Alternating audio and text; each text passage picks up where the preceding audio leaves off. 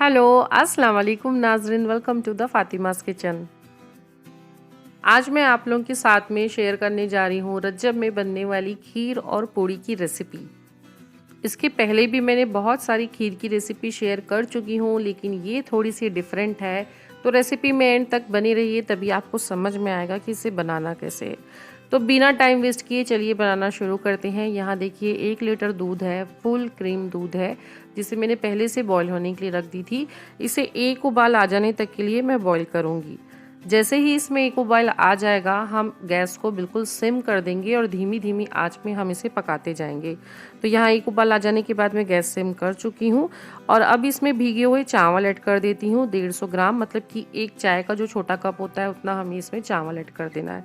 कुछ लोग चावल को क्रश करके या ग्राइंड करके ऐड करते हैं, लेकिन हम उस तरीके से ऐड नहीं करेंगे, हम साबुत चावल इसमें ऐड कर देंगे। अब चावल को दूध के साथ में हम पकने के लिए छोड़ देते हैं। यहाँ पर देखिए एक पैन को मैंने गरम कर ली हूँ। इसमें शुद्ध घी ले रही हूँ मैं 1 छोटा चम्मच। घी जैसे ही गर्म हो जाएगा, यहाँ पे देखिए ड्राई फ्रूट्स है, अपनी पसंद के जो भी आपको पसंद हो ना, वो सारे बारीक बारीक आप कट कर लीजिए और उसे हल्का हल्का हम फ्राई कर लेंगे। लीजिए ये फ्राई हो चुका है, तो अब मैं इसे साइड रख देती हूँ और अब हम अपनी खीर को चेक कर लेते हैं। तो यहाँ पर देखिए जो चावल है पूरी तरीके से गल चुके हैं। हल्का हल्का सा मैं इसे मैश कर लेती हूँ दूध के साथ में। और अब इसमें मैं ऐड कर देती हूँ क्रीम। ये अमूल की जो क्रीम आती है वही क्रीम को मैं इसमें ऐड कर रही हूँ। आप चाहे तो कंडेंस मिल्क भी इसमें ऐड कर सकते हैं। क्रीम का भी बहुत अच्छा सा फ्लेवर आता है। अब इसे मिक्स करने के बाद में धीमी आंच में इसे 10 मिनट तक के लिए बिल्कुल मैं पकाते जाऊँगी, ताकि जो खीर है हमारी थोड़ी सी और थिक हो जाए और इसका कलर थोड़ा सा चेंज हो जाए। तो यहाँ देखिए आपको हमारी खीर का थोड़ा सा कलर चेंज दिखाई दे रहा होगा। अब मैं इसमें चीनी ऐड कर देती हूँ, जो कि जाएगा हमारे टेस्ट के मुताबिक। जितना भी मीठा आप पसंद करते हो ना, उतना आप इसमें चीनी ऐड कर दीजिए। चीनी ऐड करने के बाद में अच्छे से हम इसे मिक्स कर लेते हैं। तो यहाँ देखिए चीनी पूरी तरीके से इसमें मिक्स हो चुकी है। तो अब अच्छी सी खुशबू के लिए मैं इसमें ऐड कर देती हूँ हरी इलायची का पाउडर आधी छोटी चम्मच। साथ में जो हमने ड्राई फ्रूट्स को फ्राई करके रखे थे वो भी मैं इसमें ऐड कर देती हूँ। अब सबको हम अच्छे से मिक्स कर देते हैं। मिक्स करने के बाद में मैं इसे ठंडा होने के लिए रख दूंगी। ये अभी इतनी ठीक है ना, ठंडे होने के बाद में और ज़्यादा ठीक हो जाएगी। तो कंसिस्टेंसी आप खीर की अपने हिसाब से कम ज़्यादा कर सकते हैं। तो खीर हमारी तैयार हो गई है, मैंने खीर को साइड में रख दी हूँ। अब हम अपनी पूड़ियों की तैयारी कर लेते हैं। तो यहाँ पे देखिए 500 ग्राम मैंने मैदा ली हूँ, आधा किलो मैदा है। इसमें आधी छोटी चम्मच मैं ऐड कर देती हूँ नमक, और नमक के साथ मैंने इसमें ऐड कर रही हूँ तेल, जो कि जाएगा 1 बड़ा चम्मच। तेल को, नमक को मैदे में हम अच्छे से मिक्स कर लेंगे। उसके बाद में हम इसे पानी डालते जाएंगे और पानी डाल के हम इसका एक सॉफ्ट आटा बना के तैयार कर लेंगे।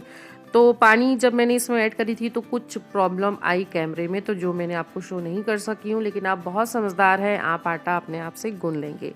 तो 15 मिनट का मैंने इसे रेस्ट दी हूँ। 15 मिनट के बाद में हम इसे एक बार और गूंद लेते हैं। तो देखिए बिल्कुल आपको दिखाई दे रहा होगा कितना सॉफ्ट सा आटा मैंने यहाँ पे गूंद के तैयार करके रखी हूँ।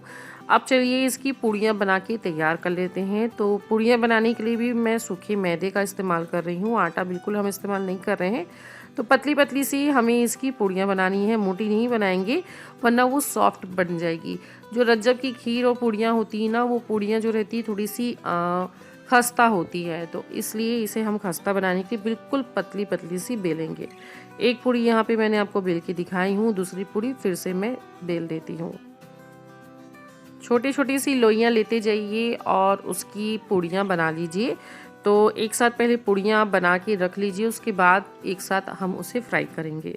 तो यहाँ पर देखिए बिल्कुल हाई फ्लेम में मैंने तेल को गरम कर ली हूँ। जो भी तेल आप खाते हो उस तेल में आप इसे तल लीजिए। तो यहाँ पर देखिए मैंने पूड़ी डाली हूँ, वैसे ही वो फूलने लग गई। तो मैंने क्या कि इसे हल्का सा प्रेस कर दी हूँ ताकि ये ज़्यादा फूले ना। तो यहाँ पे देखिए एक तरफ से ये फ्राई हो गई है, तो मैंने इसे फ्लिप कर दी हूँ और दूसरी तरफ से भी इसे फ्राई कर लेती हूँ। हल्की सी सुनहरी हो जाने तक के लिए हमें इसे फ्राई करना है। एक पूड़ी को तलने में आपको 10 से 15 सेकंड ही लगने हैं, ज़्यादा नहीं लगेंगे, क्योंकि तेल आपका बहुत गर्म होना चाहिए। तो यहाँ देखिए हमारी एक पूड़ी तल के निकल गई है। फिर से मैं दूसरी पूड़ी भी आपको तल के दिखा देती हूँ। अच्छा, कुछ लोग कहते हैं कि जो हमारी पूड़ियाँ हैं वो बाद में सॉफ्ट पड़ जाती है, वो क्रिस्पी नहीं रहती है। तो आप एक काम कीजिए, जब आप पूड़ियों को बेल रहे होते हैं ना, जब उसकी पूड़ियाँ बना रहे होते हैं, तो उसमें हल्का-हल्का सा फोक लगा दीजिए। मतलब कि जो काँटा रहता है ना, ये छुरी रहती है, उसका पॉइंटेड हिस्सा जो रहता है उसे लगा दीजिए और उसके बाद उसे फ्राई करिए और क्रिस्पी होने तक फ्राई करिए, तो वो बिल्कुल भी नहीं नरम पड़ेगी।